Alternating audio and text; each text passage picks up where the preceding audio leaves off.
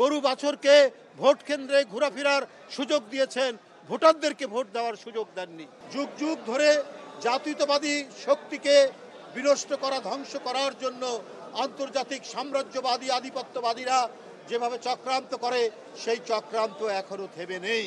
তারা নানাভাবেই চক্রান্ত করছেন এবং তাদের চক্রান্ত বাস্তবায়নের জন্য নানা ধরনের মাস্টার প্ল্যান তারা করে যাচ্ছে। কিন্তু এদেশের জনগণ সব কিছু অন্ধকার দূরীভূত করে, সব কিছু অশুভ পরিকল্পনাকে প্রতিহত করেই এদেশে জাতীয়তাবাদের পতাকা, এই বাংলাদেশের স্বাধীন পতাকাকে নিশ্চিত করবে, এটাই সব সময় প্রমাণিত হয়েছে। বন্ধুরা আমার, গত কয়েকদিন আগে, 2-3 দিন আগে দুর্গাপূজা সম্পন্ন হলো। কি না ষড়যন্ত্র হয়েছে, কত না ষড়যন্ত্র হয়েছে আমরা দেখেছি। আমরা নিজেরা নিজেদের মধ্যে আলোচনা সমালোচনা করি, কিন্তু ডক্টর মোহাম্মদ ইউনূস বাংলাদেশের আন্দোলন পরবর্তী তিনি প্রধান উপদেষ্টা, প্রত্যেকেই তাকে সমর্থন করেছে। বিএনপি সহ আমরা দেখতে পেলাম যে ভারতে অসুরের মূর্তি বানানো হয়েছে ডক্টর ইউনূসের চেহারা দিয়ে, তার মুখমণ্ডল দিয়ে, এবং আরও বিশ্বের 2-1 জন। তো এগুলো তো অত্যন্ত নিম্ন রুচির পরিচয়। এটা তো একেবারেই একটা অপসংস্কৃতির পরিচয়। ভারতে আমরা শুনেছি সঙ্গীত শিল্পকলার এত চর্চা হয়, সেই দেশ এত নিম্নরুচির পরিচয় দেবে, এটা আমরা কল্পনা করতে পারি না। আজকে বাংলাদেশে সাম্প্রদায়িক সংঘাত তৈরি করার জন্য নানাবিধ প্রক্রিয়া চলেছে, কিন্তু এদেশের জনগণ, এদেশের মানুষ, এদেশের দেশপ্রেমিক মানুষ, এদেশের হিন্দু মুসলমান জনগোষ্ঠী সবাই টের পেয়েছে কোথা থেকে কি হচ্ছে। তাই সবাই একত্রিত হয়ে এবারের হিন্দু ধর্মাবলম্বী মানুষদের দুর্গাপূজা হয়েছে অত্যন্ত সাড়ম্বরে, অত্যন্ত উৎসাহ উদ্দীপনার মধ্যে দিয়ে তাদের উৎসব পালন করেছে, সকল ষড়যন্ত্রকে প্রতিহত করে। বন্ধুরা আমার, কেউ যদি নিজের দেশে, আজকে ভারতে যদি সেখানে মোদি সাহেব মধ্যযুগের অন্ধকার নামিয়ে নিয়ে আসেন, আমরা বাংলাদেশের মানুষ সেই অন্ধকার আমরা গ্রহণ করতে পারি না। এদেশের মানুষ, কি হিন্দু কি মুসলমান, কি আলেম কি ওলামা, কি মসজিদের মুয়াজ্জিন, মসজিদের ইমাম, মাদ্রাসার ছাত্র, প্রত্যেকেই আপনার পূজা মণ্ডপ পাহারা দিয়েছে। এইটা হচ্ছে আমাদের ঐতিহ্য, এই সম্প্রীতির ঐতিহ্য। আমাদের দীর্ঘদিনের আমাদের নেতা দেশনাথ তারেক রহমান তিনি সুস্পষ্টভাবে বলেছেন, আমরা দীর্ঘদিন সম্প্রীতির বন্ধনে আবদ্ধ, তাই আমাদের মধ্যে কেউ কোনো বিভাজন তৈরি করতে পারবে না। তাদের নিজের দেশে তারা যাই করুক, যতই অন্ধকার নামিয়ে নিয়ে আসুক, কিন্তু আমাদেরকে সেটি করতে পারবে না। বন্ধুরা আমার, তাই আমি মনে করি সামনের ফেব্রুয়ারিতে যে অবাধ সুষ্ঠু নির্বাচন, সেই জনগণ সেটির প্রত্যাশা করছে। দেখুন, এটা নির্বাচন কমিশন জানাবে।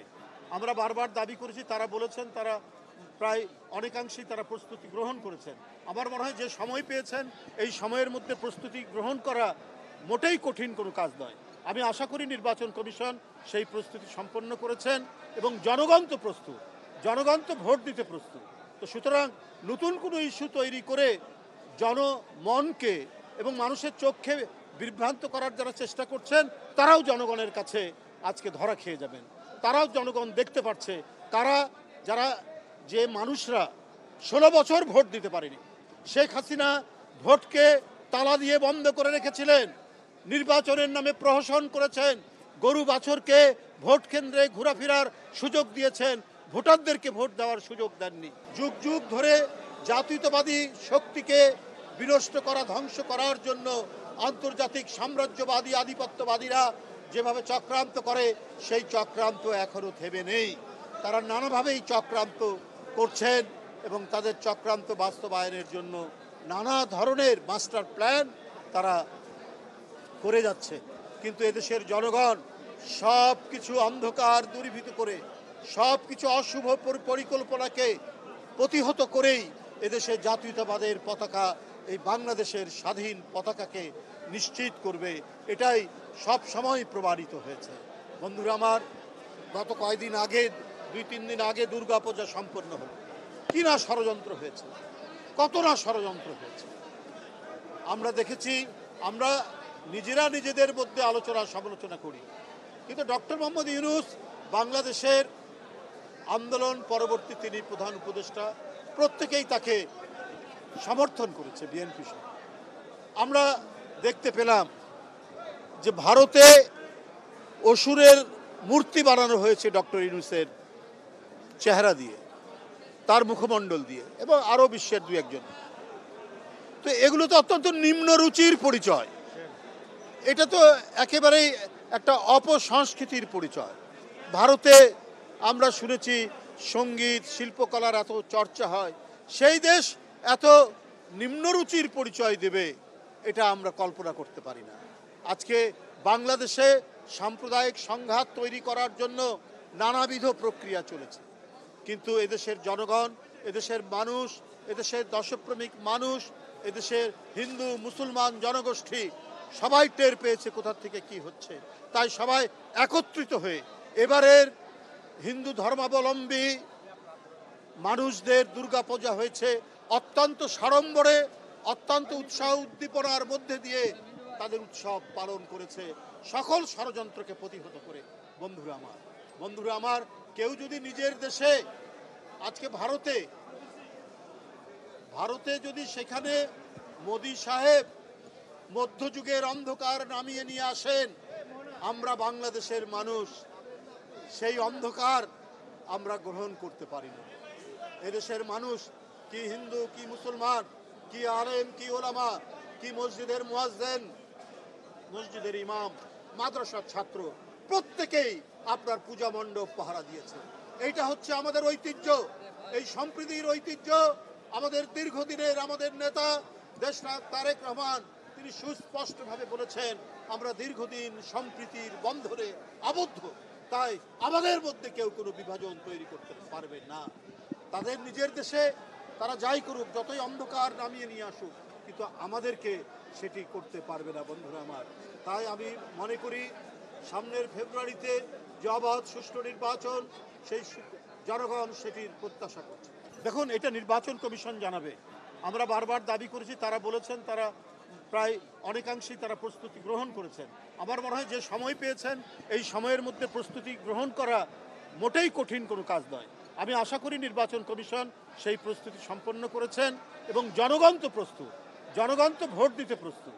তো সুতরাং নতুন কোনো ইস্যু তৈরি করে জনমনকে এবং মানুষের চোখে বিভ্রান্ত করার যারা চেষ্টা করছেন, তারাও জনগণের কাছে আজকে ধরা খেয়ে যাবেন।